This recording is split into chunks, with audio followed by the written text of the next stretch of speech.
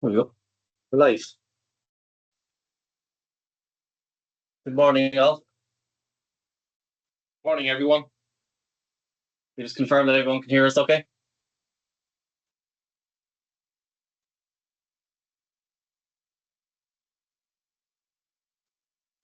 Please give a thumbs up if all's good.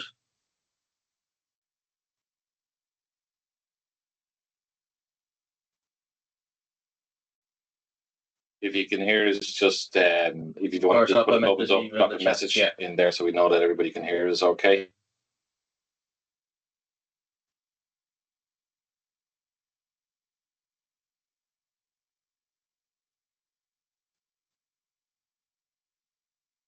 No one is talking. I'll just drop a message in the chat. Yeah.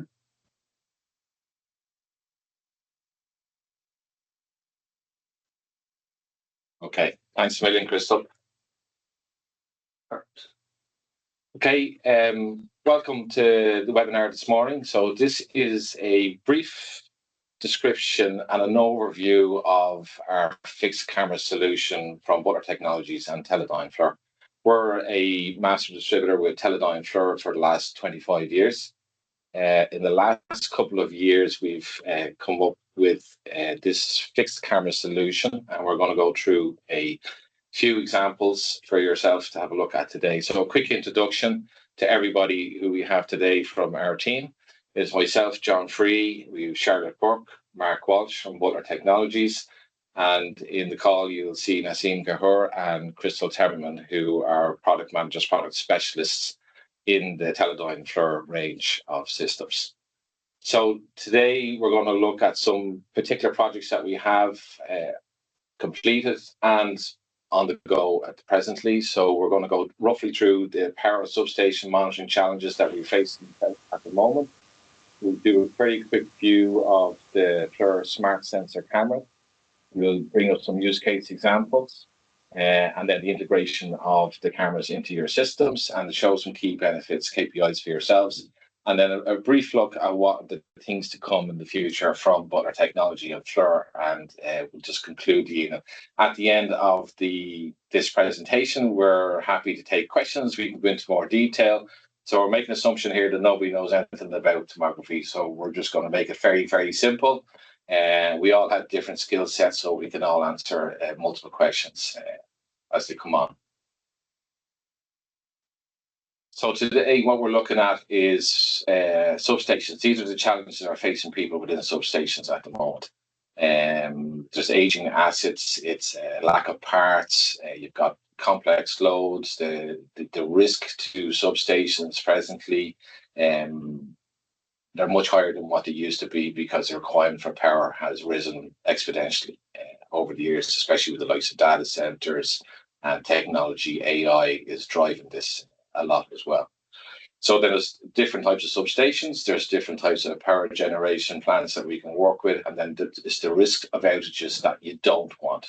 So this is a preventative solution. We want to find problems before they happen and fix it and maintain the system as well.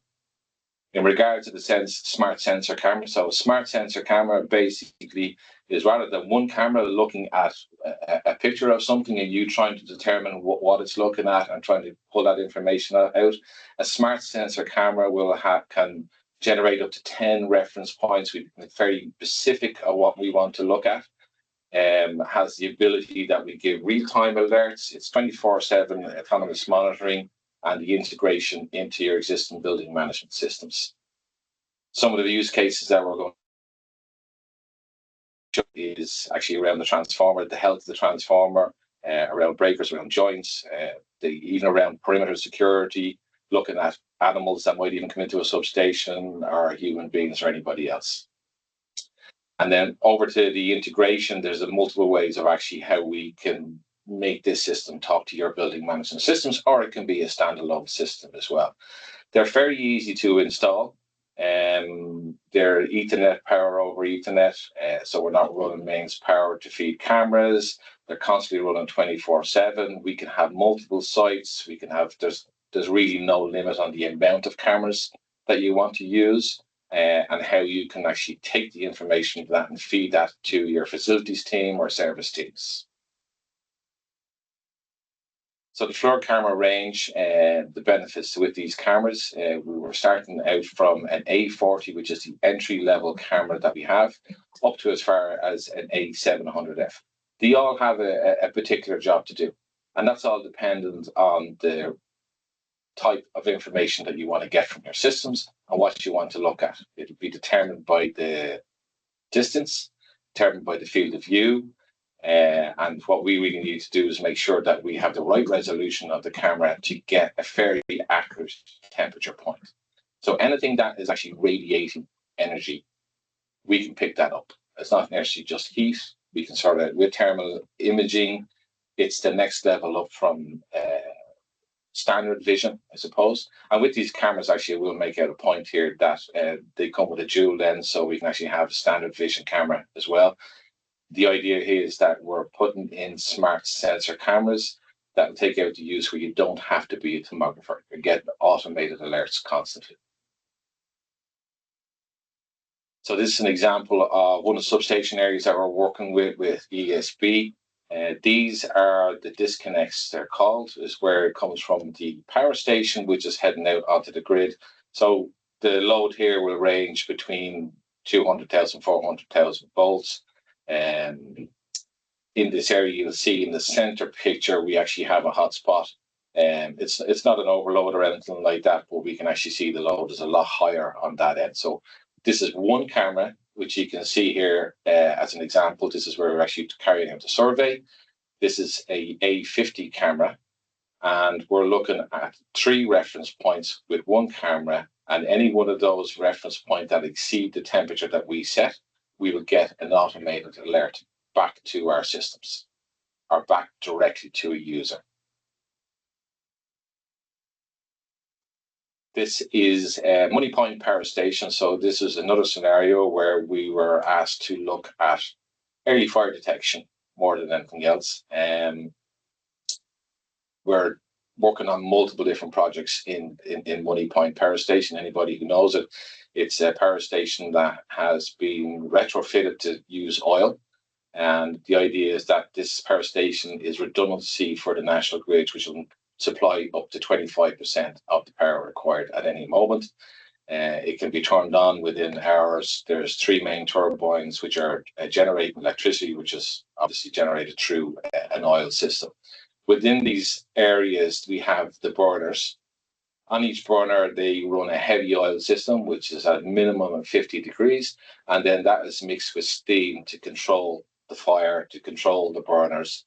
But the biggest problems that they were occurring was that there was leaks, there was constant joint breakdown, there was also positioning of a valves that they were in the wrong position. So these all go back to a main monitoring station within the power station itself, and there's multiple users, 24/7, different shifts looking at this. So again, these guys are not tomographers. We've designed the system. We did a survey, and we configured the cameras to suit the need of the customer. And on each burner here, each camera covers 2 burners. On each burner, we've highlighted 5 reference points. And that reference point can be anything from a small cursor to a box section. So depending on the unit that we're going to measure. Anything that exceeds the threshold that we've agreed with the customer, they will automatically get an alert back into a monitoring station. It'll actually come up on a phone. We can actually highlight it within their screens in the monitoring station. We can highlight it with red. We'll give it an audible alarm, anything that's required by the customer. So in this case, we're having the screen pops up, takes over the center of their monitoring screen. They'll get highlight in red and an audible alarm sounded with that. On that basis, they will actually take the required action, and that may be a fire team. It could be anything from a electrical manager or anything to come up and do a survey. But from a safety perspective, there's a lot of reduced risks in this, and then they're getting 24/7 data as well at the same time. So there's multiple areas. So that's kind of around the substations and the power stations, and thermal imaging, it's capable of seeing anything at the end of the day. So we're concentrating today on power. So we wanted to highlight the other areas that we work within. So obviously in generating power, one of the most common areas now there it's expanding out is green energy. Wind turbine, this is an example where you can actually see a joint that's feeding into the wind turbine itself. And then that turbine actually deteriorated to a point that it actually went on fire. But if there was an autonomous system there, like the smart sensor cameras that we have, you'll get an alarm before that gets to the point of failure. And that's what this system is all about. It's an early warning system. It's a critical asset monitoring. It's early fire detection. The use case is down to you to suit your business. There's multiple areas that we can measure. It's not necessarily just an electrical joint. It can be anything from, we've just an example here where we can actually see degradation on the fans from the turbine itself. You can see where there's wear and tear. And that picture was from a drone taken, but we just wanted to give you an example of other things that we can measure.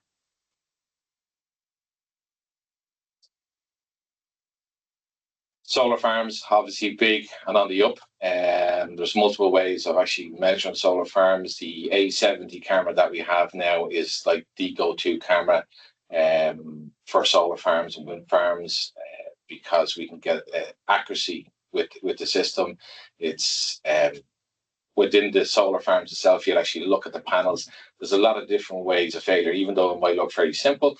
You can have cells that are overheating. You can have cells that are just deteriorating totally. So we'll also highlight a cold spot as well as, you can set a threshold to say if it's below a temperature or above a temperature and get an automated alarm to tell you, yes, cells are failing within that panel. It's not just electrical joints. Within this, you're going to have battery storage systems, battery energy storage systems. They can be done from any distance. So the camera will be designed to suit your solution. You can have something that's up to 100 mil away, or you can have something that's up to 50, 60 meters away. And we can set up to 10 reference points with each camera. So the key benefits to this system, really at the end of the day, as I say, is an early warning system. Fire detection, remote monitoring system, remote monitoring critical assets. It's 24/7.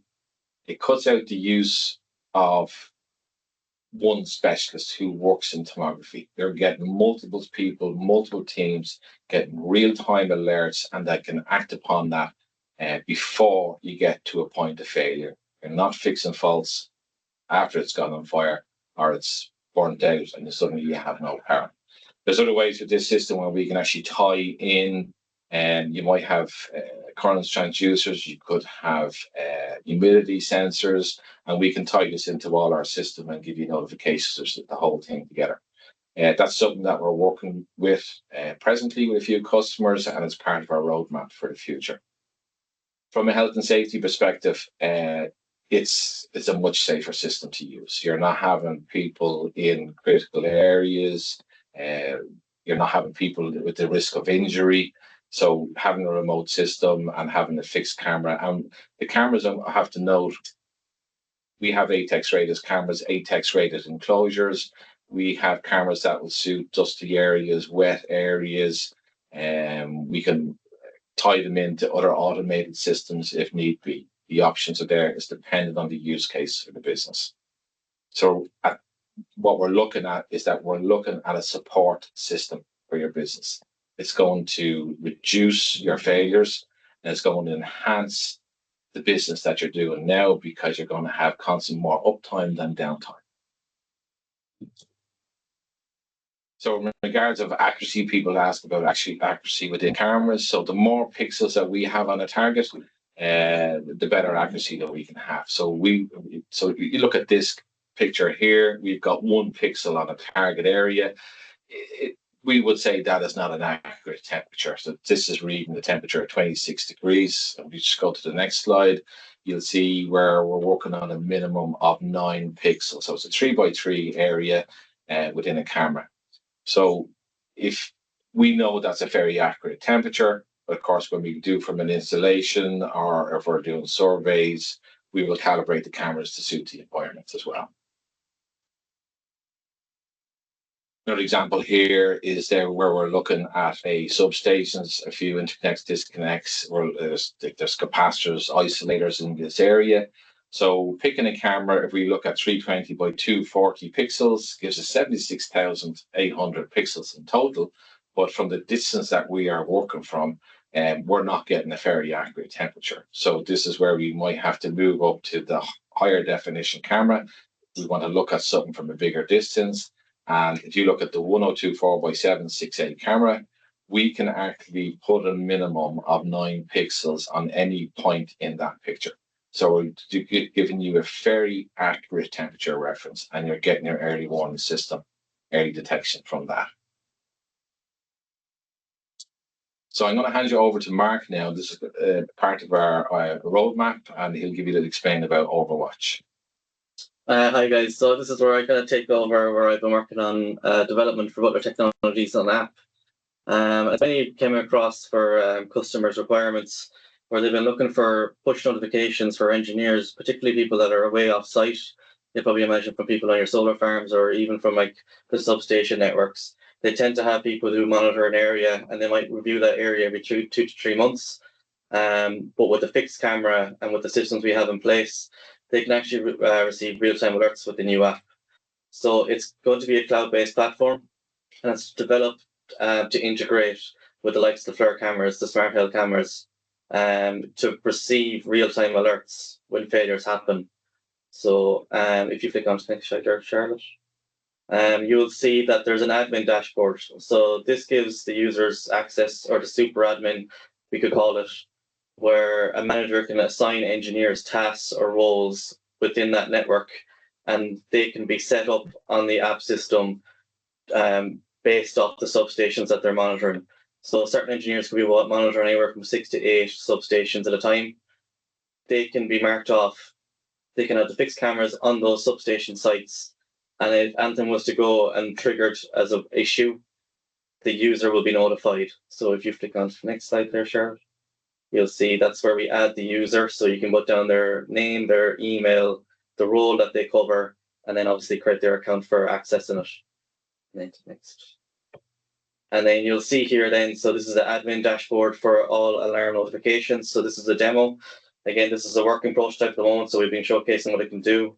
So you'll see the camera IP address, which can actually be relabeled. You'll see a site label as well, so they can name it to an area of a district that they're covering, and they can also say what point it's actually covering within the substation. And then it'll give your max temperature loads. So you can set the thresholds on the camera in a box format, and if the alarm threshold has been breached, then you will receive that notification in the app. So the app can actually be installed onto your phone. It can be received by email, or it can be received by SMS. And once the engineer receives that report, it's up to him to act on it. So he will go to site, review to see if there's any issues, hopefully fix the issues that are being caused, and then reset the alarm thresholds so they don't keep getting re-triggered and reactivated. So if you go to the next slide there, you'll see the mobile app. So you can see, obviously, user just logs in, and then he's met then with a pretty basic dashboard where it says the site areas. He can actually, in the search bar above, he can type in the area he wants to focus on, or for somewhere he wants to relocate or kind of nail down into a more focused area, he can do that in the search. And then it'll showcase then the actual site, the area of focus, and the box. So each camera can obviously hold a capability up to 9 reference points. So in this particular test option, there was box reference points. So box 2 was the one that triggered an alarm, and that's the alarm notification that came up on the app. So it kind of gives that ability for users, particularly engineers that are away out in the field, that at least if something's going wrong, instead of having to go back and monitor the site every 2 to 3 months, they might come across a failure when it's too late, or it could have been down for a certain period of time. At least with the fixed camera and with our new application, once an issue happens or an alarm has been triggered, they'll know that a temperature is reaching a breach point of failure, and they can react to that much quicker. So again, it's kind of like a preventive maintenance. So that was kind of the goal of Butler Tech Outwatch, as we're calling it. It will have the ability as well to integrate into other sensors. So it can develop up onto like CT connects, vibration monitoring, and that could be related really to like wind, solar, or substations. It has the capability to use other system APIs and plug that into one app where you'll be able to receive all data in one area. But for now, our main focus, obviously being thermal and the partnership with FLIR, is to make sure that engineers are receiving real-time alerts when needed so they can access a site and fix it before something goes wrong. Sit on. And then that is back to our conclusion where John can finish up our slide. Yeah. So again, we hope this is kind of valuable information for everybody. We're going to do a bit of Q&A now. If you have any questions, you can put a question into the chat, or you can jump on the call and talk to the specialist direct. We can answer a few questions. But this is about FLIR Smart Sensor Fixed Camera Solution. Don't be afraid to look at anything. That's what I'd say, because you may not think it'll work, but we'll tell you if it works. If it doesn't work, that's the truth of it. And there's a lot that we can do with thermal. It's not just looking at heat from an electrical joint. It can be anything. Looking at wood piles. We've seen it in recycling plants. Looking at bearings. There's multiple areas that we can look at with thermal imaging. We'll add in some links within the chat or send them on to everybody after, and then you can have a view of the camera solutions. Butler Technologies are happy to, at any time, just to have a chat. We're happy to look and do some surveys and understand your business. Everything we're doing now is driven by the customer. So we're driving this with the customer. It's not just a solution out of the box. It's customized to suit your business. It's a scalable system. We can integrate it into anything. Again, every day on, day in, day out, we are actually getting bigger and better with this system. AI is going to become a big part of this. We can start looking at trends. We can sort of start giving you real-time data. Once you have a system up and running after 6 months, you're probably going to see things that you never thought you'd see before. So please throw in a few questions if you have any. Thank you very much for attending today. We'll run for the next 8 minutes if you've got anything. And if you want to do a chat further after, please mail us or just put a link in the chat. Oh, actually, I have to mention this. Our big show in Cologne, this is based around the business that we've done in the transmission industry with ESB and a few other service providers. So we'll be in Cologne on the 16th and 18th of September. We'll put the link in for registration. It's free to attend. We'll have FLIR specialists and ourselves there attending the show for the whole 3 days. So if you can pass it on to anybody else within your area of interest, if you want to have a look at the systems. Thank you very much. Thanks, guys. We'll leave it open to the floor there. Even if Crystal or Nazim want to hop in as well and just iterate on any points that we might have missed, feel free to hop in.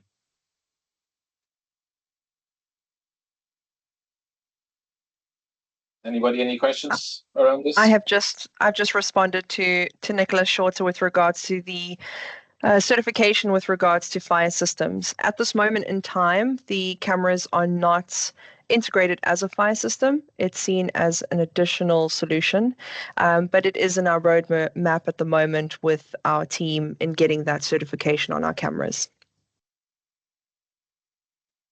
Yeah, we have been asked as well something similar, where I have actually talked to a fire officer in regards to this.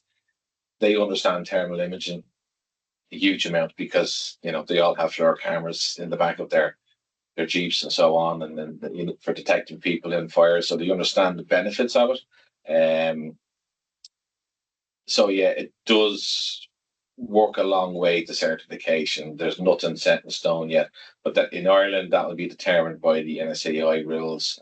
Any organisation in any country, they'll have some verification, but it's a plus to your fire suppression systems. It's a plus to your fire detection. It's a plus to all your certification for your buildings, especially in factories, manufacturing, you name it. And I'd say for the ESB in the power station, when we were working on that project, they have on-site fire officers, they have on-site fire brigade trucks, and the benefits that they've seen already has had a reduction in fires by over 50%. because you're able to act upon a problem in a timely manner.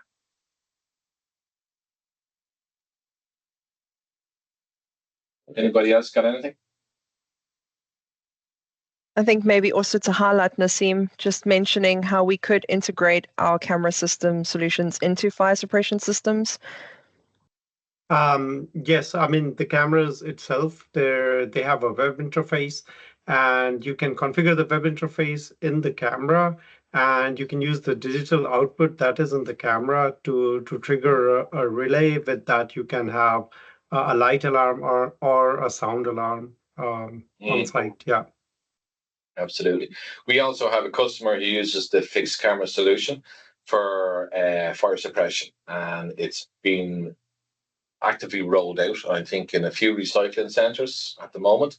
So where there is fire detection from the camera automatically talks to the suppression system, which is a tank with a big hose, and it'll target specifically where that fire is beginning to start or a hotspot. You see a lot of this in refuse sites, you see in dumps, where you're going to get spontaneous combustion depending on the items that are being dumped. So that is a common feature. So we can do that with the systems, and in fairness to FLIR, I will say they've made it that it's a it's a standard protocol that we can use to talk to any other system that's there.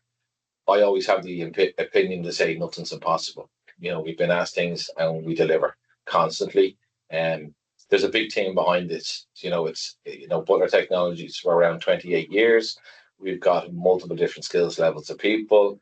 I'd say being a master distributor, there's a huge skill base within Teledyne FLIR itself, from military to every other organization in the world that you can think of. You're going to see Teledyne FLIR cameras.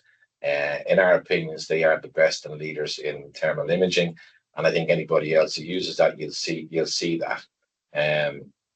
The roadmap of these systems are quite good as well. You know, we're going to move into looking at gas detection. We're going to be looking at other systems. So the more information we get from the customer, the more value that is to us, because we want to work with you. We want to drive these solutions. We want it to work for the customers. So please reach out to any of us at any time.